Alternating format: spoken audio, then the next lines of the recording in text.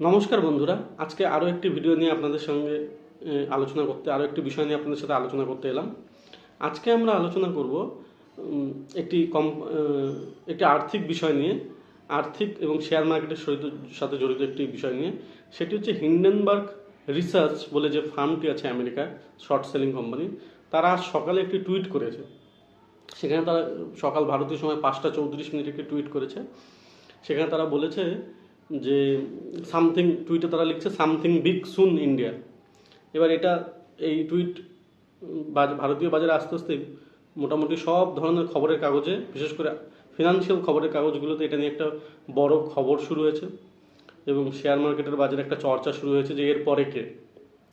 যারা জানেন না তাদের জন্য জানিয়ে দেই যে হিন্ডেনবার্গ একটি মার্কেট শর্ট সেলিং কোম্পানি, যারা বিভিন্ন কোম্পানির শেয়ারের উপর শর্ট সেল করে। শর্ট সেল তাকে করে, নর্মাল সেলটা হয় ধরুন আপনি 100 টাকার একটা শেয়ার কিনলেন একটা কোম্পানি, আপনি মনে করছেন যে এই কোম্পানি আগামী দিনে ভালো ব্যবসা করবে, ফলে শেয়ারের দাম বাড়বে এবং 2 বছর পরে সেটার দাম বাড়লো, আপনি বিক্রি করে দিলেন, আপনার কিছু প্রফিট হলো। এটা নর্মাল সেলিং। শর্ট সেলিং এর উল্টোটা হয় যখন আপনি মনে করেন যে এই শেয়ারের দাম এখন 100 টাকা আছে, কিন্তু 6 মাস পরে বা 3 মাস পরে এটার দাম 50 টাকা হবে। তখন আপনি শেয়ারটা না কিনেই সেটাকে বিক্রি করে দেন, এটাকে বলে শর্ট করা। এটা বিভিন্ন পদ্ধতিতে করা যায়। তখন আপনি ওই 100 টাকায় শেয়ারটাকে বিক্রি করে দেন। এবার বিক্রি করে দিয়ে এবার 3 মাস পরে যখন শেয়ারটার দাম 50 টাকায় চলে আসলো, তখন আবার ওই যতগুলো আপনি বিক্রি করেছেন, ধরুন 100টা বিক্রি করেছিলেন, 100 × 100 অর্থাৎ 10,000 টাকা। এবার আপনি সেটা 50 টাকা করে 100টা শেয়ার কিনে নিলেন 5,000 টাকা। কিনে যার কাছ থেকে আপনি যে ব্রোকারের কাছ থেকে কিনে বিক্রি করেছিলেন, সেই ব্রোকারকে সেই শেয়ারটা ফিরিয়ে দিলেন। এই যে মধ্যের টাকাটা, এটা আপনার প্রফিট হলো। এটা বেসিক্যালি শর্ট সেলিং বলে। তো এবার এই শর্ট সেলিং বিভিন্নভাবে হয়। সেটা একটা হচ্ছে যে অ্যাকচুয়ালি আপনি যখন বুঝতে পারেন যে কোম্পানির দাম পড়বে, সেটা যারা গবেষণা করে, যারা বুঝতে পারে যে হয়তো এই কোম্পানির ব্যবসা ভালো হচ্ছে না, বা এই কোম্পানির ম্যানেজমেন্ট ঠিক নেই, বা হিসাব ঠিক নেই, এইভাবে হয়। আবার কিছু কিছু আছে অনেক সময় খবরের মাধ্যমে হয়, খবর প্রডিউস করে হয়, মানে তৈরি করা খবর হয়। তো হিন্ডেনবার্গ সেই ধরনের কোম্পানি, যারা প্রথমে কোনো একটা কোম্পানির উপর শর্ট করে পজিশন, তারপরে প্রথমে এরা গবেষণা করতে থাকে সেই কোম্পানির ভিতরে কত খুঁত বার করার জন্য, তারপরে নিজেরা শর্ট পজিশন নেয়, তারপরে সেই রিপোর্টটা, তাদের যে রিপোর্টটা সেটা বার করে। এবার রিপোর্ট সত্যি না মিথ্যা সেই আলোচনায় যাব না, কারণ এটা নিয়ে আমাদের দেশের সুপ্রিম কোর্টেও কেস চলছিল বিভিন্ন থেকে, এখন আমি লাস্ট স্ট্যাটাস যাই না। সেবি থেকেও তাদেরকে ডেকেছিল।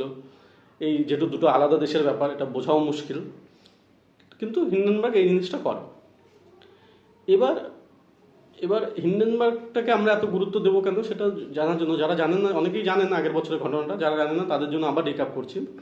যে গত বছর অর্থাৎ 2023-এর জানুয়ারি মাসে আদানি গ্রুপ, যেটা ভারতের অন্যতম একটা বড় এখন গ্রুপ, ব্যবসায়ী গ্রুপ, এবং আদানি গ্রুপের সাথে সরকারের সম্পর্ক নিয়েও প্রচুর লেখা হয়েছে, সেটাও আলোচনা করার এখানে বিষয় নেই আমার মনে হয়। কিন্তু এই আদানি গ্রুপ যখন তার একটা স্টেক বিক্রি করছিল, শেয়ার সেল করে মার্কেট থেকে আরও টাকা ওঠানোর চেষ্টা করছিল, সেই সময় এই জানুয়ারি মাসে হিন্ডেনবার্গ একটা রিপোর্ট বার করে আদানির উপরে, এবং অভিযোগ করে যে আদানির শেয়ারের মধ্যে বা আদানির কোম্পানির যে হিসাব আছে সেই হিসাবের উপরে ম্যানিপুলেশন আছে বা ভুল আছে, বা এই ধরনের রিপোর্ট বার করে। এবং সঙ্গে সঙ্গেই কি হয়, স্বাভাবিকভাবেই মানে আমাদের দেশে এটা নিয়ে চর্চা শুরু হয়, পার্লামেন্টে সরকারকে বিরোধীরা অ্যাটাকও করে, পার্লামেন্টের বাইরেও আলোচনা হয়, এবং আদানির শেয়ারের দাম তীব্রভাবে কমে যায়। এটা হচ্ছে এর প্রভাব। এবং শুধু ভারতেই না, আমেরিকাতেও যে আদানির যে বন্ডগুলো ছিল তারও দাম অনেক কমে যায়। এবার এটার এই প্রভাব হয়, ফলে বর্তমানে সেখান থেকে আদানির শেয়ার বাউন্স ব্যাক করেছে, সেটা আলাদা কথা। কিন্তু এরকম যখন একটা বড় কোম্পানি বা এরকম যাদের রেপুটেড আছে, তারা যখন এই ধরনের রিপোর্ট বার করে, তার কিন্তু প্রভাব পড়ে, একটা বড় প্রভাবই পড়ে, এটা আমি বোঝাতে চাইছি। এবার যে যে দ্বিতীয় যে যে মূল পয়েন্টটা আমার, এবার আমরা যারা আন্তর্জাতিক সম্পর্কের ছাত্র, আমরা যারা উপনিবেশবাদ, নয়া উপনিবেশবাদ, সামরিক অভ্যুত্থান এগুলো পড়ি, সেইখানেও আমরা, যেমন বাংলাদেশে হয়ে গেল একটা আধা সামরিক অভ্যুত্থানের মতো অবস্থা, সামরিক অভ্যুত্থান বলা যাবে না, সেইখানে আমরা জানবো যে আধুনিক অভ্যুত্থান কিন্তু সামরিক বাহিনীর মাধ্যমে সেভাবে হয় না। আধুনিক অভ্যুত্থান হয় বোর্ডরুম কুর মাধ্যমে। বোর্ডরুম কু কাকে বলছে? যেখানে ম্যানেজমেন্টের, কোনো একটা কোম্পানির ম্যানেজমেন্ট যারা উপরের স্তরে থাকে, তারা হঠাৎ সেই কোম্পানি থেকে চেঞ্জ করে যায়, পাল্টে যায়। এটা আমরা ভারতের একটা ক্লাসিক উদাহরণ আছে এখানে, সেটা হচ্ছে টাটা গ্রুপের হয়েছিল। টাটা গ্রুপের আপনারা যদি একটু গুগল করেন দেখতে পারবেন, টাটা গ্রুপের সাইরাস মিস্ত্রি বলে একজন যিনি হয়েছিলেন চেয়ারম্যান, হঠাৎ কিন্তু তাকে সেই চেয়ারম্যান পদ থেকে সরিয়ে দেওয়া হয়েছিল। এইভাবে হয়। আবার আরেকটা জিনিস হয়েছিল যে লকডাউনের সময় যখন শেয়ার মার্কেটের দাম অনেক কমে গেছিলো, তখন আমাদের যে এইচডিএফসি ব্যাংক আছে, সেই এইচডিএফসি ব্যাংকের 1% শেয়ার একটা চাইনিজ ব্যাংক কিনে নিয়েছিল ওপেন মার্কেট থেকে। এইভাবে ধীরে ধীরে কিন্তু অন্য দেশের ফিনান্সিয়াল ইনস্টিটিউটগুলোকে কন্ট্রোল করা হয়। ফলে আমাদেরকে মাথায় রাখতে লাগবে যে আধুনিক অভ্যুত্থান সামরিক বাহিনীর মাধ্যমে হয় না, আধুনিক অভ্যুত্থান বোর্ডরুমে হয়, ম্যানেজমেন্টের বোর্ডরুমে। এবং আধুনিক উপনিবেশবাদ সামরিক বাহিনীর মাধ্যমে অন্য দেশকে কন্ট্রোল করে হয় না, সেটা হয় সেই দেশের ফিনান্সিয়াল ইনস্টিটিউটগুলোকে, সেই দেশের আর্থিক প্রতিষ্ঠানগুলোকে, ব্যবসায়িক প্রতিষ্ঠানগুলোকে নিয়ন্ত্রণ করে, অর্থনৈতিকভাবে নিয়ন্ত্রণ করে হয়। এবং বড় দেশগুলো বা পাওয়ারফুল দেশগুলো এটা কিন্তু সবসময় চেষ্টা করে, সেটা কম্পিটিশন হতে পারে, বিজনেস হতে পারে, লোন না দিয়ে হতে পারে, বা তার জন্য শর্ত লাগাতে পারে। যারা আমরা ইসে পড়ি, ওয়ার্ল্ড ব্যাংকের ব্যাপারে পড়ি বা ডাব্লিউটিওর ব্যাপারে পড়ি, আইএমএফের ব্যাপারে পড়ি, সেখানে আমরা একটা জিনিস পড়ি, কনসেনসাসের কথা বলি, ওয়াশিংটন কনসেনসাস সম্ভবত বলা হয় তাকে, যেখানে যে দেখা যায় যে মার্কিন যুক্তরাষ্ট্রের শর্তগুলো মানলেই বা তারপরেই এই দেশগুলোকে লোন দেওয়ার ব্যবস্থা করা হয়। এই ধরনের কিন্তু একটা জিনিস থাকে, এই ধরনের একটা প্রেশার থাকে। তো এটা এই জন্য বলা হচ্ছে যে কারণ এই যখন এই হিন্ডেনবার্গের রিপোর্ট বেরোলো, সেটা যে শুধু আদানির শেয়ারের উপর প্রভাব ফেলেছিল তা না, পুরো ভারতীয় শেয়ার মার্কেটের উপর একটা বড় প্রভাব ফেলেছিল। এবং সেই সময় ভারতের একটা বড় ডিআইএ, ডোমেস্টিক ইনস্টিটিউশনাল ইনভেস্টার, এলআইসিরও খবর বেরিয়েছিল, যে খবর বেরোলো যে এলআইসি আদানিতে প্রচুর টাকা ইনভেস্ট করে রেখেছে, ফলে এলআইসির লস চলে যাচ্ছে, লসে। এবং এলআইসি লসে গেলে এলআইসির এই টাকাগুলো সাধারণ মানুষের টাকা, এই টাকাগুলো এলআইসি দিতে পারবে না। এই রকমও কিন্তু খবর প্রচার করা হচ্ছিল তীব্রভাবে, একটা মনোভাব তৈরি করা ছিল। ফলে এলআইসি বাধ্য হয়ে তার যে লং টার্ম বিজনেস স্ট্র্যাটেজি, সেই স্ট্র্যাটেজি প্রকাশ করতে বাধ্য হয়। এলআইসি একটা স্টেটমেন্ট দিতে বাধ্য হয় যে সে কত টাকা ইনভেস্ট করেছে না করেছে, কি প্রফিটে আছে না কি, যেটা কিন্তু একটা অন্যদের এই স্ট্র্যাটেজিটা জানার সুবিধা হয়ে গেল, ফরেন ইনস্টিটিউশনাল ইনভেস্টরদের জন্য একটা সুবিধা হয়ে গেল যে এলআইসির পজিশন কি। তো এই ধরনের চালের মাধ্যমে কিন্তু অন্য দেশের উপর একটা সমস্যা তৈরি করা, খুব ডিস্টেবিলাইজ তো বলা যাবে না, ছোট দেশ হলে ডিস্টেবিলাইজ হবে, ভারতের মতো দেশে সেইভাবে সম্ভব না এখন। ভারত একটা যথেষ্ট বড় দেশ, অ্যাটলিস্ট ইকোনমিক সেন্সে, পার ক্যাপিটাল ইনকাম কম সেটা আলাদা ব্যাপার, কিন্তু ওভারঅল একটা সেন্সে বড়, ফলে ফট করে সেরকম কিছু করা যাবে না। কিন্তু একটা ডিস্টেবিলাইজ করা, একটা ডিস্টার্ব করা, একটা ন্যাচারাল প্রোগ্রেসকে হ্যাম্পার করার কিন্তু একটা চেষ্টা হয়। এটা এই জন্য বলছি যে সেটা বোঝার জন্য আপনি এই ছবিটা দেখুন, এই খবরটা দেখুন, যেটা তার কয়েক মাস পরেই খবরে প্রকাশ হয় যে এলআইসি কিন্তু আবার প্রফিটে ফিরে গেছে। কিন্তু লসের খবরটা যেভাবে প্রচার করা হয়েছিল বিভিন্ন কোয়ার্টার থেকে, প্রফিটের খবরটা নেই। এটা শেয়ার মার্কেটে একটা সাধারণ নিয়ম থাকে যে শেয়ারে আজকে লস হয়, কালকে প্রফিট হয়, আজকে দাম কমে বাড়ে। এবার শেয়ার লং টার্ম হিসাবের জন্য, তো এলআইসি তো লং টার্ম ইনভেস্টার, তো তার ইনভেস্টমেন্টকে কেন বার করা হবে বা তাকে প্রেশার করা হবে সেটা বোঝার জন্য। এটা ভারতের এত বড় একটা কোম্পানি।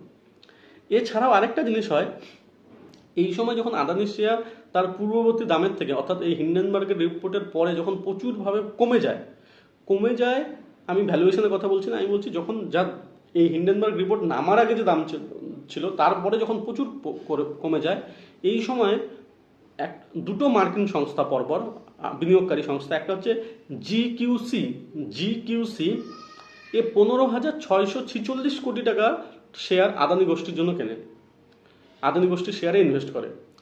মাথায় রাখবেন এই বিনিয়োগগুলো কিন্তু একদিন দুদিনের জন্য, এক সপ্তাহের জন্য না, এগুলো কিন্তু লং টার্ম ইনভেস্টমেন্ট। অর্থাৎ আদানির কোম্পানির উপর আদানির যে লং টার্ম যে প্রসপেক্ট, আদানি যেটা ভারতের বিভিন্ন একটা ইম্পর্টেন্ট সেক্টরগুলোতে কাজ করছে আমরা জানি, সেইখানে কিন্তু তার একটা শেয়ারে ঢুকে পড়ার একটা চেষ্টা বিভিন্ন সংস্থাগুলোর মাধ্যমে। এটা একটা আলাদা খবর, যে অনেক জায়গায় অভিযোগ আছে যে এই কোম্পানিটার বৈধতা নিয়েও খবর আছে, যে এটা কীভাবে কাজ করছে সেটা অন্য প্রশ্ন। কিন্তু এখন পর্যন্ত ডকুমেন্টেড প্রমাণ এটা, যে এটা একটা মার্কিন যুক্তরাষ্ট্রের একটা বিনিয়োগকারী সংস্থা যে আদানি শেয়ার কিনে নেয় এই সময়। আর একটা বড় সংস্থা যেটা খুব বিখ্যাত বা কুখ্যাত, অনেকেই আপনারা এর নাম শুনছেন, সে হচ্ছে গোল্ডম্যান স্যাচেস। যে গোল্ডম্যান ব্যাংকের নামে যে আছে, সেই গোল্ডম্যান স্যাচেস ফান্ড একটা, এরাও কিন্তু আদানি গ্রিনের, যেটা পৃথিবীর সবচেয়ে বৃহত্তম গ্রিন এনার্জির কোম্পানি, এর প্রায় 2.25 কোটি শেয়ার কিনে নেয়। ওই সময়ের হিসাবে জলের দরেই বলা যায়, কারণ এই রিপোর্ট বের হওয়ার আগে যা দাম ছিল তার থেকে প্রায় 4-4.5 ভাগ কম দামে কিন্তু শেয়ার কেনে, এরা কিনে নিতে সক্ষম হয়। তো এই জিনিসটা আমাদের মাথায় রাখতে লাগবে। হ্যাঁ, এখন এই রিপোর্ট বেরোনোর এখন প্রায় 1.5 বছর হয়ে গেছে। 1.5 বছর পরে আদানি তার আগের অবস্থান থেকে আরও ভালো অবস্থানে চলে এসেছে, সেটা ঠিক।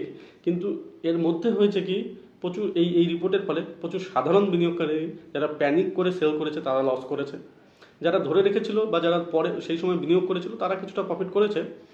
এবং সবচেয়ে যেটা প্রফিট যারা করেছে তারা হচ্ছে এই বিনিয়োগকারীরা, যারা প্রথমে শর্ট করেও প্রফিট করেছে এবং তারপরে সস্তায় সেই শেয়ারগুলো কিনে নিয়েছে। এবার ফলে আজকে যখন আবার হিন্ডেনবার্গের একটা রিপোর্ট বেরিয়েছে, এটা নিয়ে কিন্তু ফিনান্সিয়াল মার্কেটে একটা মানে একটা দোমুখী চিন্তা এসছে। অনেকে বলছে যে ভয় পাওয়ার কিছু নেই, এক জিনিস দুবার হয় না। আবার কিন্তু তাও একটা প্রচার থাকছে যে এবার কোন গ্রুপের উপর এর খাড়াটা আসবে, এটা নিয়ে একটা স্পেকুলেশন চলছে। আপনারাও জানাতে পারেন যে আপনাদের কি মনে হয়, যে এটা কি একটা মার্কিন বা উন্নত বিশ্ব দেশগুলো একটা ষড়যন্ত্র কিনা কি, যারা কারণ আমি বলছি না যে আদানি বা অন্য কোনো ভারতীয় যত ব্যবসায়ী গ্রুপ আছে তারা 100% ঠিকভাবে কাজ করে রেগুলেটরি। আমার মনে হয় না কোনো দেশেই ব্যবসায়িক প্রতিষ্ঠানরা পুরোপুরি একদম নিয়ম মাফিক করতে পারে। একটা উদাহরণ দিলে বোঝা যাবে যে কিছুদিন আগে একটা রিপোর্ট আদানির উপরেই আরেকটা রিপোর্ট বেরিয়েছিল, যেখানে দেখা গেছিলো যে ওরা যে কয়লা যেটা ইম্পোর্ট করে সেইখানে কিছু গন্ডগোল করেছিল, ওরা কাগজে ধরাও পড়েছিল। কিন্তু ওই রিপোর্টে এর সঙ্গে সরকারি সংস্থারও কিছু নাম ছিল, কোল ইন্ডিয়া, এনটিপিসির মতো নাম ছিল, তারাও সেই একই মানে একটা রিপোর্টে 40টার মতো কোম্পানির নাম ছিল প্রায়, কিন্তু সেখানে শুধু আদানিটাই প্রচার করা হয়েছে। এটাও আমাদের মাথায় রাখতে হবে যে এই ধরনের কিন্তু একটা প্রচারের ধারণা থাকে লোকের মধ্যে। লোক বা বিভিন্ন বিদেশি সংস্থাগুলো কিন্তু টার্গেট করার জন্য স্ট্রাকচারাল কোম্পানিকে এবং ইনভেস্টমেন্টকে, যে কোম্পানিগুলো ক্রিটিক্যাল সেক্টরে কাজ করে, এই প্ল্যানটা থাকে। তো এখন একটা আসছে যে এটা কাদের হবে। আবার এবার এটা বোঝার জন্য আমি আরেকটা রিপোর্ট দিচ্ছি, আমি এখানে কোনো কমেন্ট করছি না। আরেকটা এই ছবিটা দেখুন, এই ছবিটা এটা আগের দিনই প্রকাশ হয়েছে। এটা বার্কলে হরুন ইন্ডিয়া রিপোর্ট বলে একটা সংস্থা, এরা একটা রিপোর্ট বার করছে, সেখানে যারা বলছেন যে আম্বানি পরিবার যে আছে তাদের ভারতের যে জিডিপি আছে তার প্রায় 10% সম্পদ তাদের অধীনে আছে। হ্যাঁ, এই রিপোর্টটা হয়তো ঠিক, রিপোর্টটা নিয়ে প্রশ্ন নেই, কিন্তু অনেকে মনে করা হচ্ছে যে এর পরের টার্গেট কি তাহলে আম্বানি। আবার অনেকে বলছে না, অন্য কেউ হতে পারে। এখন কি হবে সেটা তো আগামী দিনে দেখা যাবে। তো সেটা নিয়ে একটা ফিনান্সিয়াল মার্কেটে একটা উদ্বেগের জায়গা থাকছে। আপনাদের কি মনে হয় আপনারা জানাবেন। আজকের ভিডিওটা এখানেই শেষ করছি। আপনাদের কেমন লাগলো জানাবেন। লাইক করুন, কমেন্ট করুন, শেয়ার করুন যদি ভালো লাগে। Thank you.